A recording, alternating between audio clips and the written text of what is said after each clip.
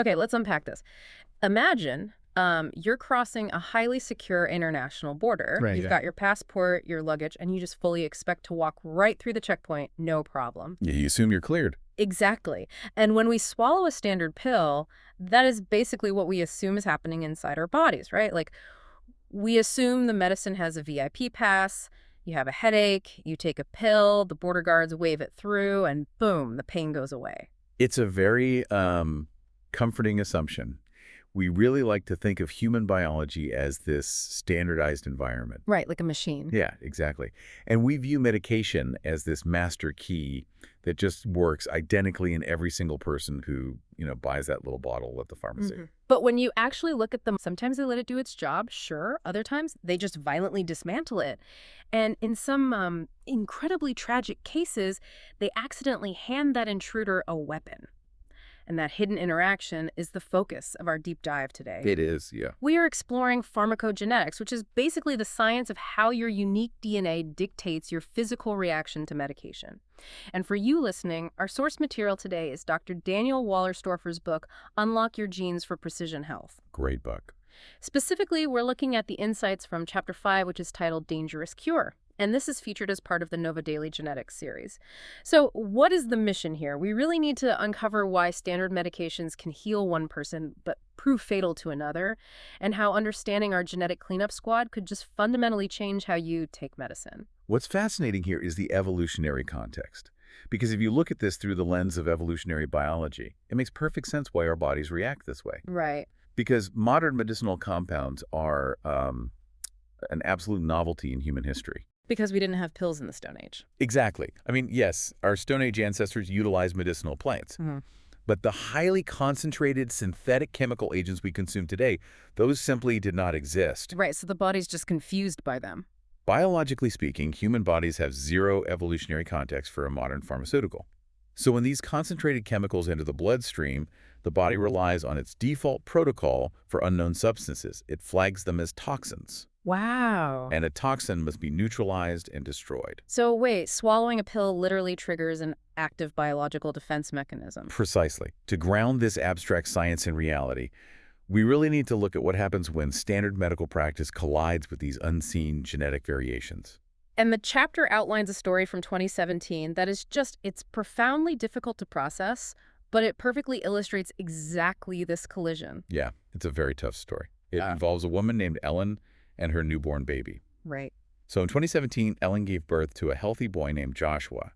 He weighed 8.5 pounds, which is about 3.94 kilograms. A perfectly healthy baby. Completely healthy. And for the first week, everything was perfectly fine. Ellen was breastfeeding, occasionally pumping and storing excess milk in the refrigerator. Like so many new mothers do. Exactly.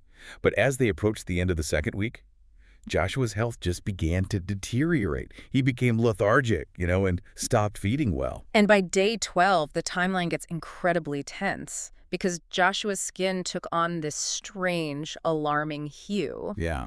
And the parents did exactly what they were supposed to do, right? They rushed him straight to the pediatrician. They did. But the pediatrician examined the infant, found nothing obviously abnormal, and sent the family back home. Which, that makes the events of the following day just utterly heartbreaking. It does. Because the very next day, Joshua's condition crashed. He lost consciousness.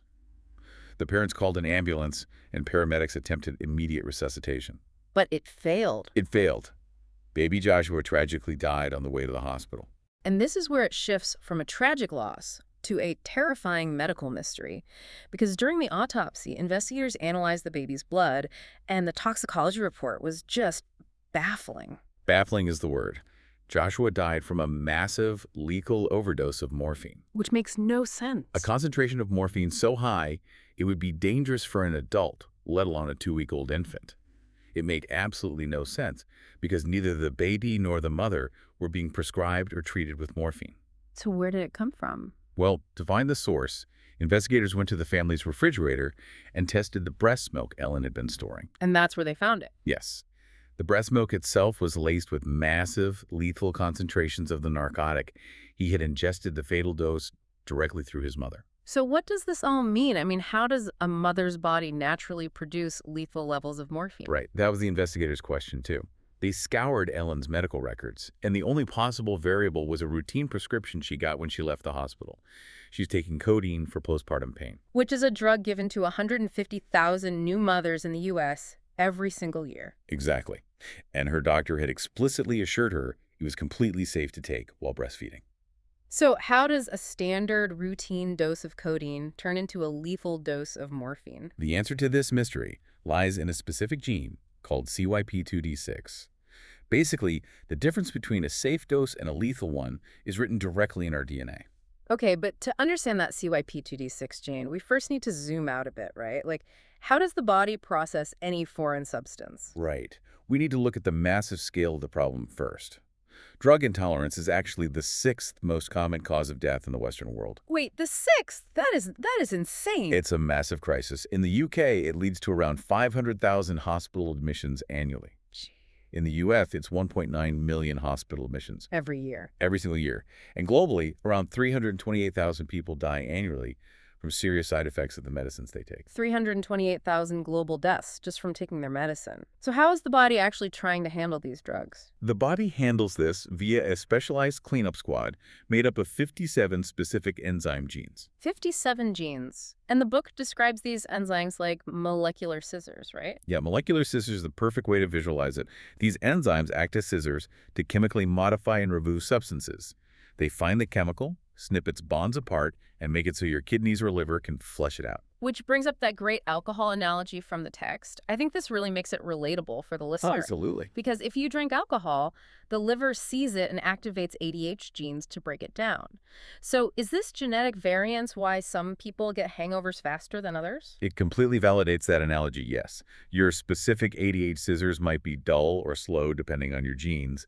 And we see this exact same mechanism applied to drugs like warfarin, which is a blood thinner. Okay, how does that work with warfarin? Well, warfarin is taken daily. And if your genes, specifically CYP2C9 and VKORC1, are defective, the drug just isn't cleared from your system. Because the scissors are broken. Right, so the drug accumulates into toxic levels. This is actually why the FDA explicitly warns that carriers of these genetic defects require a lower dose to avoid uncontrollable bleeding. Wow. So your genes are just failing to break down the drug fast enough. But the discussion in the book pivots to a crazy twist in the science. It does. Because what happens when a drug actually requires a gene to activate it, rather than just clear it out? This is where we get into prodrugs. A prodrug is completely inactive until it's converted by the body. So the pill itself does nothing. Exactly. It's essentially a locked box. And codeine is a prodrug. The CYP2D6 gene's specific instruction is to convert that inactive codeine into the active painkiller, morphine. Oh, wow. So Ellen's body was the manufacturing plant. Yes, and this specific gene, CYP2D6, processes over 300 different drugs. But we don't all have the same version of it. The book breaks down the metabolizer status for Europeans into 4 categories. Okay, let's go through those. First, you have the extensive metabolizers. This is about 77% of the population. They have normal 100% breakdown. They take codeine, it turns to morphine safely, pain is gone. So for most people, it works fine. Right. Then you have intermediate metabolizers. That's 11% of people. They only have 50% breakdown. And the book uses a really good analogy here. It's like drinking a bottle of wine, but spread over 3 evenings. The concentration is never high enough to actually work. Exactly. The pain relief for them is basically 0.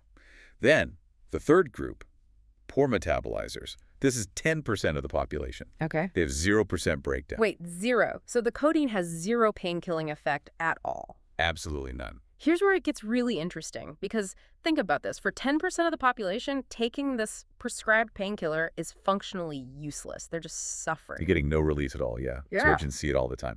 But the fourth group is the ultra-rapid metabolizers. And this is the rare group, right? Very rare. Just 2% of the population. Yeah. They experience 200% breakdown because they literally have an extra 2D6 gene. Which turns their body into a hyper-efficient morphine factory. Instantly. And that brings us right back to Ellen. It does. Because when they tested Ellen's genetics, the results revealed she fell into that rare 2% of ultra-rapid metabolizers. She had the extra CYP2D6 genes. Yes. So her extra genes converted the standard codeine dose into morphine far too quickly. It flooded her breast milk with a lethal concentration. The tragedy was entirely predictable through her genes. That is just, it's devastating. And it really makes you think about your own risks, right? Like, Mhm. the expert in the book breaks down the listener's own statistical reality. The numbers are a wake-up call for everyone listening. You have a 99.9% probability of having a genetic defect in these drug-metabolizing genes. Basically everyone. Everyone. And because of that, you have a 28% chance of experiencing a serious medication side effect in your lifetime. Over 1 in 4 people. Right. And of those cases, 3.3% are fatal. Statistically speaking, you know about 170 people who will experience a serious medication side effect. 170 people. And about 20 of the people you know will die from it. 20 people. If these defects are so universal, are we basically playing Russian roulette every time we fill a prescription? Well, if we connect this to the bigger picture, the future of pharmacogenetics is changing that entirely, just as we test blood types before transfusions today. Right, which we would never skip. Exactly. Yeah. The future standard is preemptive gene analysis. We don't have to guess anymore. Pharmaceutical companies are even reevaluating failed clinical trials right now Wait, really? Why? because they want to see if previously discarded drugs might actually be perfectly safe if genetically incompatible participants are just excluded. If you remove that rare 2% who react badly, the drug might cure the other 98%. That is incredible. So they're going back through the archives. They are. So to wrap up this deep dive, the main takeaway here is that our genes are really the invisible gatekeepers to our health. They literally determine whether a prescribed medication acts as a cure or a dangerous toxin. They are the ultimate border control.